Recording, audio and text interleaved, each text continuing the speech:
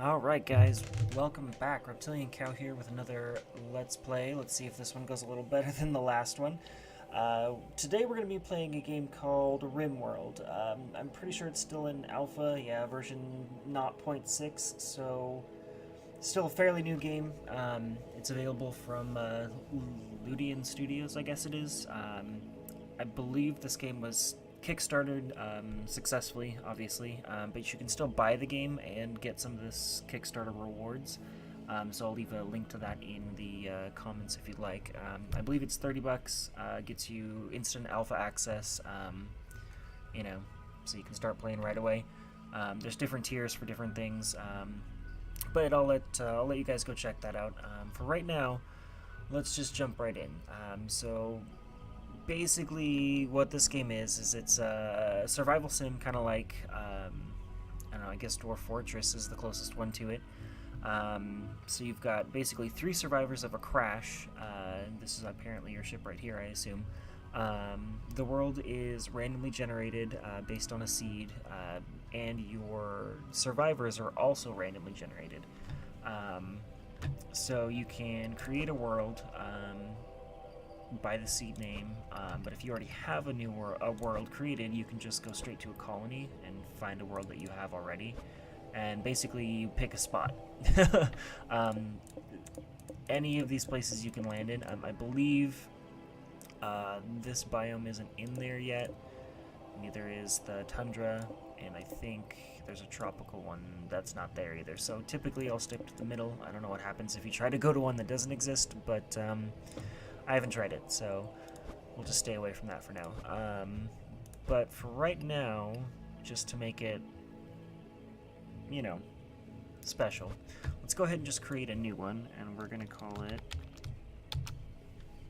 we're going to create the seed from that. Beautiful. This is now a new planet that we can create a colony on. So we have our AI storytellers, which kind of dictate the way the game plays out. So Cassandra, classic, is, you know, a classic storyteller. So basically this is normal mode, so to speak.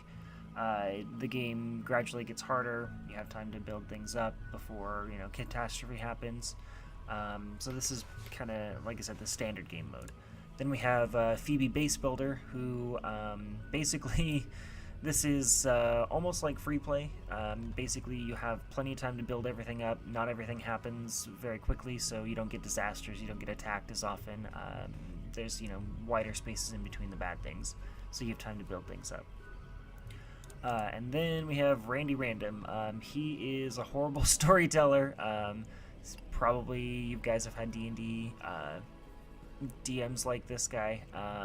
Everything's random. There's no time frames on anything. I played 1 or 2 games with Randy Random, and one of them, you know, I lasted a couple minutes. The next one, basically within the first 3 minutes, I got attacked by this cat.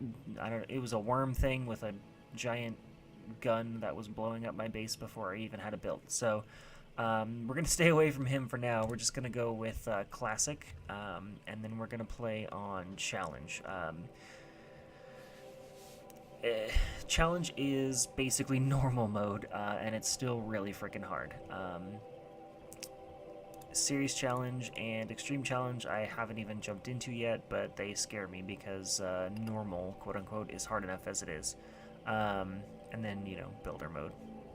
But we're just going to stick with challenge, and the way I like to do it, I don't like to see what my colonists get before I drop them onto the world, because I feel like if I do that, you know, maybe I don't want that guy, so I'll switch him out.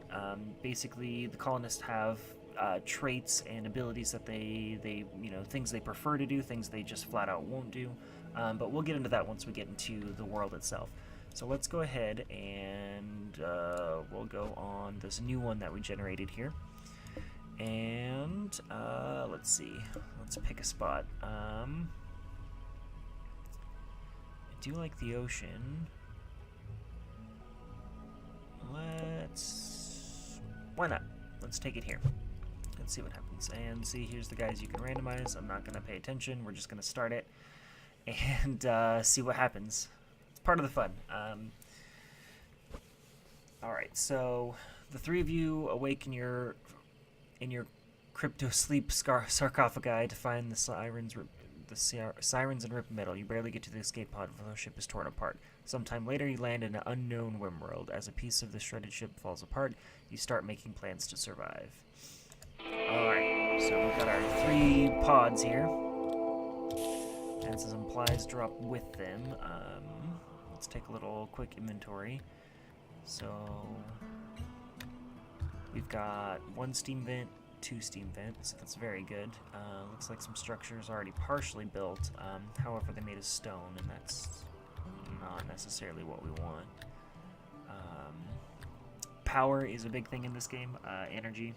So you can make solar panels and stuff like that, but steam provides a lot of energy, and pretty much 2 will do you good.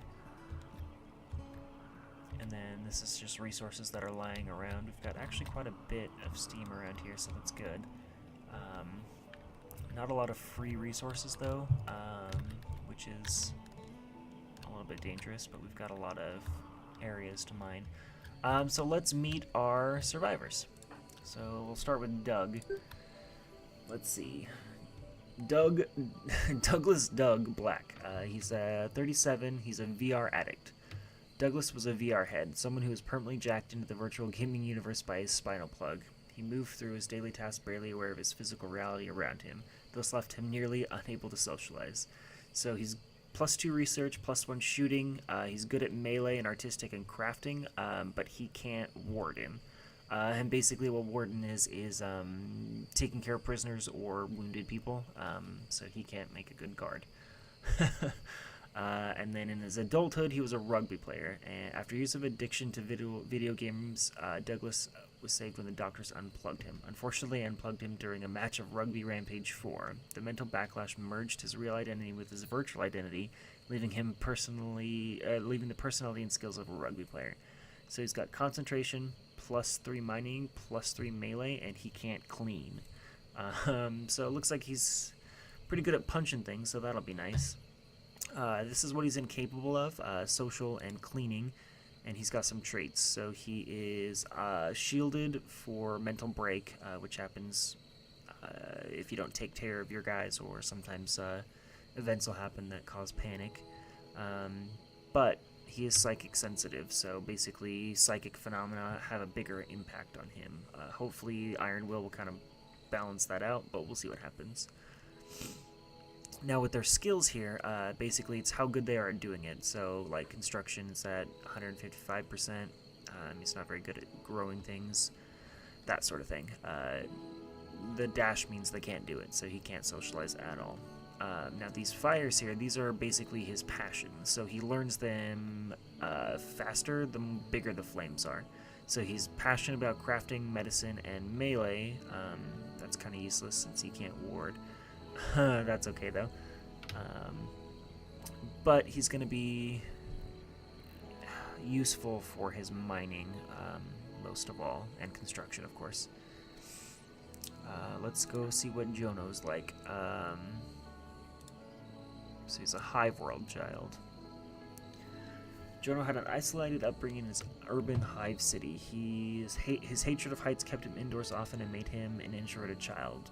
When he did go into the catwalk of the city, he enjoyed playing war games, becoming proficient with various simulation weapons. So he's good at growing, good at research, pretty darn good at shooting. He's artistic and he can craft, but he can't fight fires. And in his adulthood, the plague struck Jono's native urban world. Jono had other researchers relieve that the illness was a bioweapon, but the people turned on them, blaming them for the sickness. Jono barely escaped his homeworld as it fell into chaos. So research and medicine he gets a bonus to, which isn't terrible. Now jogging basically makes them move faster, which is actually fairly useful. It looks like he's passionate about research, medicine, and arts, so that'll be fun. Because artistic does nothing for a long time. And then we've got Slug. Crap. So he's a Vatgone soldier. So Slug wasn't made as a person, but as an instrument of destruction. Grown in a bioweapons facility and taught combat during his accelerated growth, Slug still has a proclivity for combat of all kinds and an aversion to human contact. So another Another introvert, which is going to make this a little bit difficult. So he can't warden, he can't doctor, but he can shoot and he can fight. So that will come in handy. And then military commissar. Slug was an internal spy master in the Imperial Army Battalion. He made sure that the men were loyal and did not fall back unless ordered. And this made him unpopular, but gained great skill as detecting the slightest dishonesty. So he's really good at shooting again. So yeah, as you can see, shooting's 10. So that will definitely come in handy. The fact that he can't social medicine isn't going to be too crippling, basically since he's pretty much passionate about everything else. So that'll definitely come in handy. But he's also psychically sensitive, so this could go poorly. All right, so first things first. All of this junk around here, you can collect it. Basically, by default, it's disabled to pick this stuff up on the ground, more or less to stop them from just starting to do things you don't want them to do. So we can unrestrict these items, and then we're going to give... So we need to equip them with these weapons that they came in their cryopods. Doug, I think, is the one who can't... No, they all can shoot, right? Yeah, okay, good. Slug, though, is the best shooter, so I'm going to equip him with the Einfield, which is a rifle rather than these crappy pistols here. And then, so they'll start picking all that stuff up, but they need a place to put it. So I think I'm going to actually start building my base down here.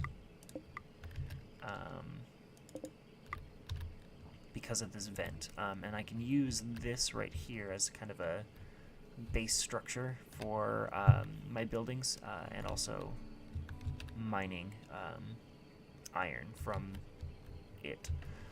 So let's go ahead, and really cool feature about this game is your zones. So you can actually create a home region.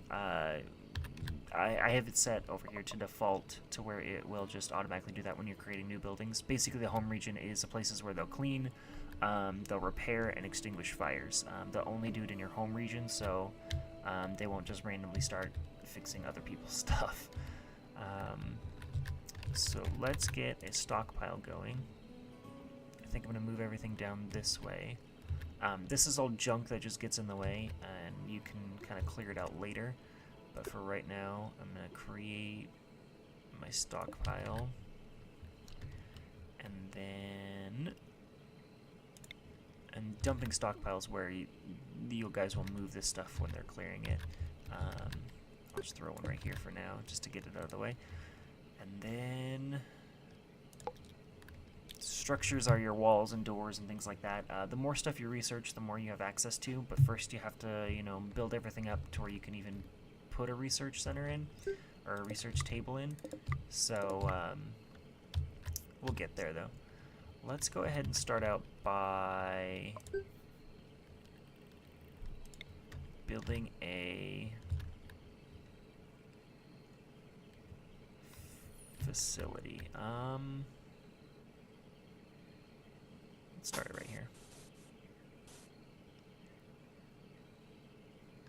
So basically, in order to keep their sanity, they still need space. And I think a 5x5 is probably the minimum that, at least that I've noticed, that they're okay with for like their bedrooms or prisoners in their cells and stuff like that. So you can start out by basically building 5x5s, but some of the spacing is a little off on that for like tables and stuff. So it's never a bad idea to go a little bit bigger. Aside from the resource cost, of course. But basically, everybody wants their own room, which I guess isn't a terrible request.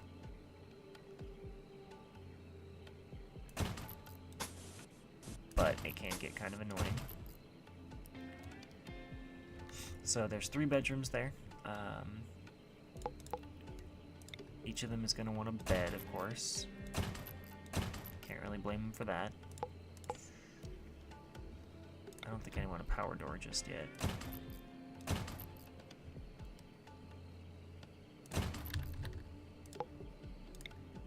And we'll get that that started too. So basically everything has to be connected in order for it to power it, so this won't get powered just yet until we kind of build it into it, but it's not that difficult to do. And then we also need a growing zone. So basically, in order for you to maintain your colony, obviously you need a steady supply of food. Now there's stuff you can harvest off the ground in case you have to, like these little berry bushes, and then I think, yeah, down here there's some deer you can actually hunt. But growing is obviously the most stable way of doing it, so it's definitely good to get a zone started early so that you can take advantage of that. And what you can actually do, that's a lot of trees there that are going to be in the way. So let's create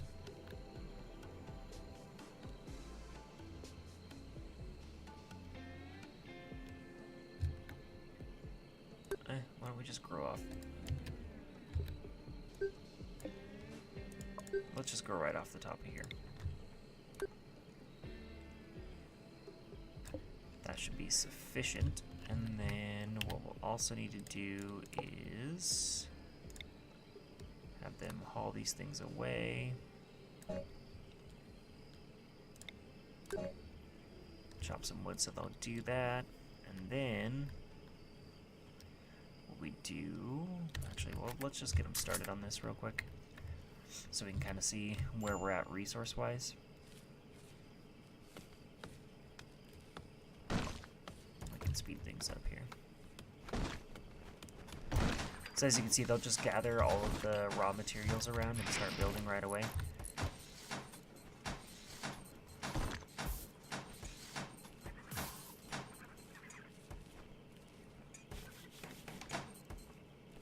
Apparently Slug's not too much into construction, so which is fine. Having somebody that prioritizes hauling things around is not necessarily a bad thing.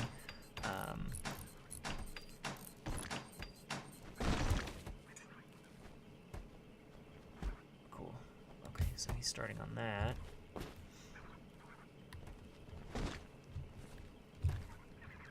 And you can actually set your stockpiles for different things. So storage, you can change what they'll store there. Which is kind of nice because you can create separate stockpiles for things, help keep things organized. Apparently Slug doesn't get a bed yet, so that's fine. But let's go ahead and get these guys to clear this wood out of here, because it looks like we're short on wood. Or actually we're not, they're just not building the bed like he should be. Alright then. And I think this might be blocked. That's why they're not doing anything with it.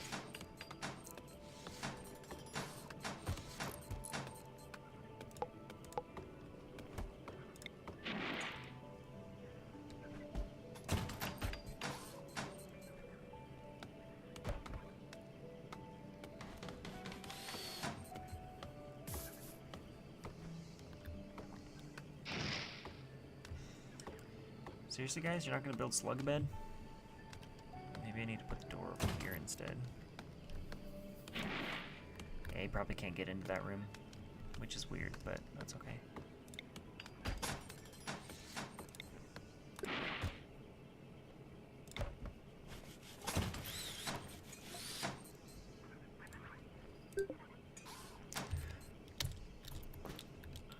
Well, at least he got to sleep.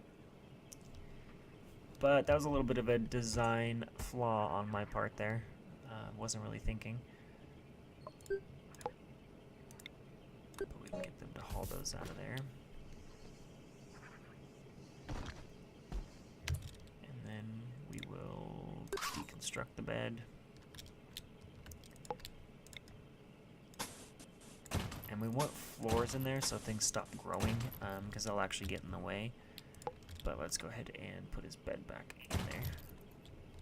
And then, alright, so this is built. So now, how this works is you have to have power to it, or at least to the rest of everything else. So, like, if I wanted to, I could just draw a power conduit over to there.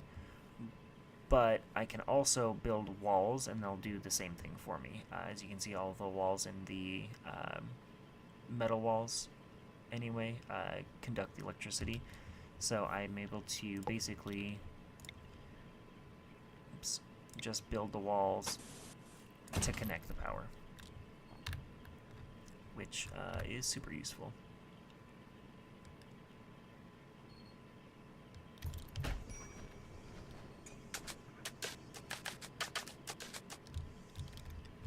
These guys are going way up there to collect, which, to be honest, is totally fine.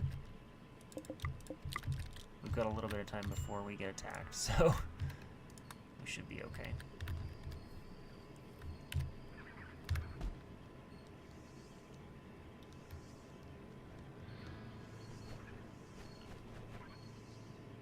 I'd like him to finish up that bed, though.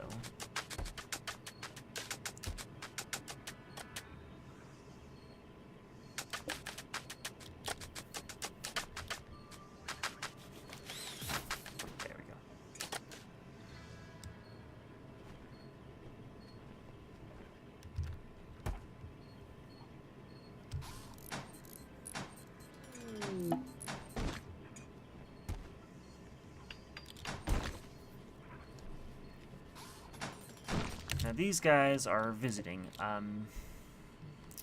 Basically, I hate them, but sometimes they're helpful. So if you attack them right away, it's not usually a good idea, because then you'll become hostile and they'll just come raid you more often. However, they will come in and take your stuff. And it's annoying, but at the same time, if you're getting attacked while they're visiting and you're not hostile towards them, they'll actually help you out. So it's kind of a good trade-off to just leave them alone for a while, on the chance that they'll actually be able to help you out. I really need to have this junk hauled away. It's driving me crazy. Might need a bigger junk pile here, so let's build up the stockpile.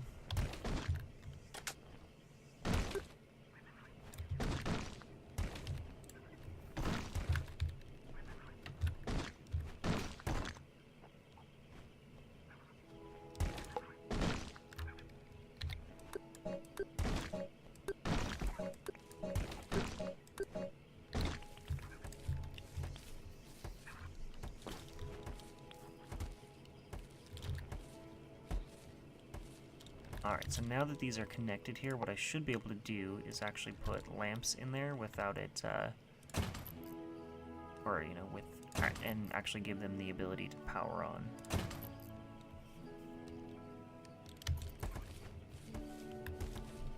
It looks like they're prioritizing food right now, which is totally fine.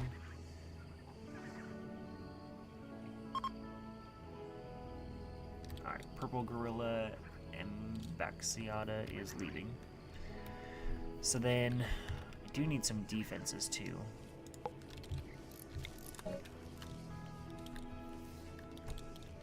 But I'll work on those in a second. Alright, so you've got some power going. And what I want to do now is actually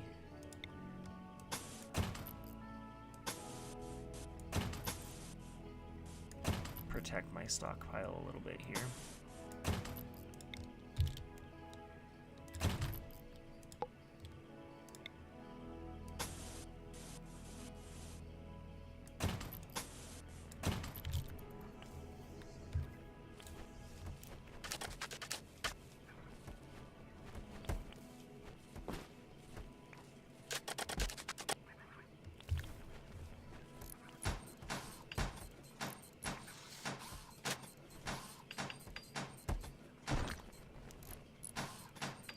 Well, if you guys would move that stuff like I told you to.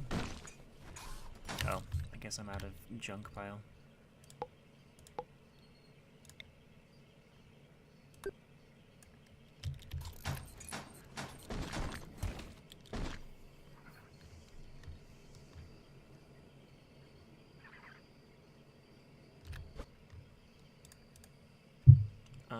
Alright.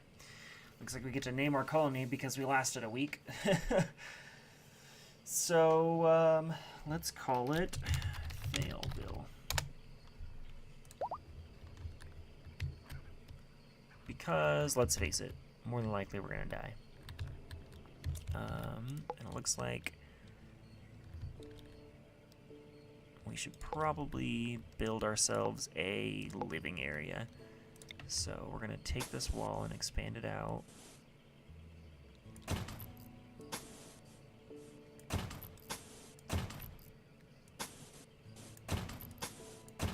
Do that, and let's actually give this some powered doors.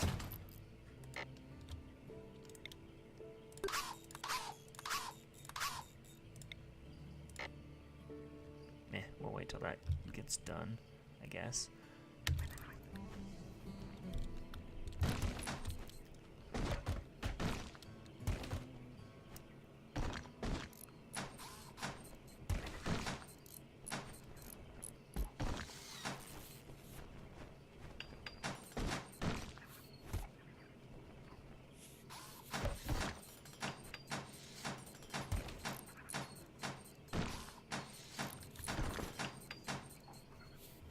Is there any particular reason we're not fixing that corner over there, or? Good job, Sug. Clean the grass.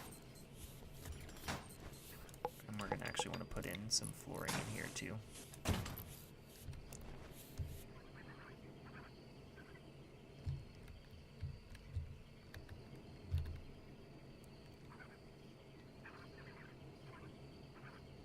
And it looks like we have some kind of solar flare going on or something.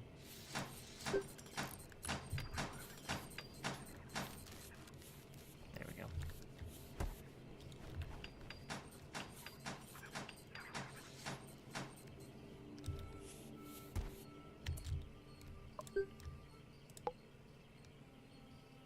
Let's go ahead and mine this out. We're gonna need it, so.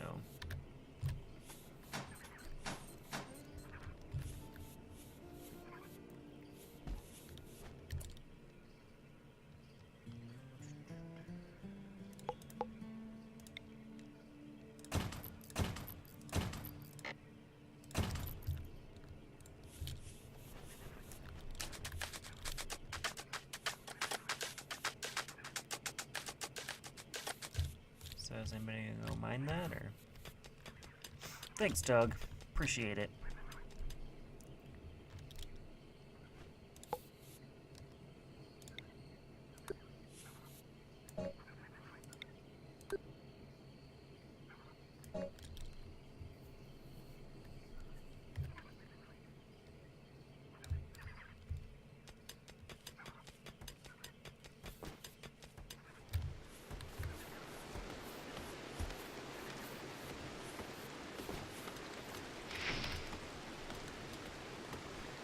Alright, we're going to leave these guys to it. You guys can kind of see the layout that I'm going for here. Now this room right here is actually going to be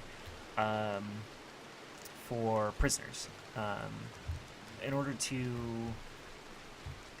kind of grow your colony, add more colonists to your team, there's a couple ways that can happen. The first one, and the most common one, is when you get attacked, you can fight back, and if you wound somebody but don't kill them, you can actually capture them and keep them as a prisoner. And you need a special room, a special bed designated for prisoners, and then you can actually convert them to your team. So that's what this is going to be for, and then also if there's another crash, sometimes you can find them just kind of lying around. That's also a possibility. But this room right here is going to be kind of my social area, so to speak. So I'm going to put a table in there, some chairs, a cooking stove, you know, things of that nature, and then we're going to build off of that to put in our research table and our comm and, you know, all that good stuff. So it looks like we're coming up on 30 minutes here, so I don't want to drag this out too much longer. So thank you for joining me for the first episode, and we will see you next time.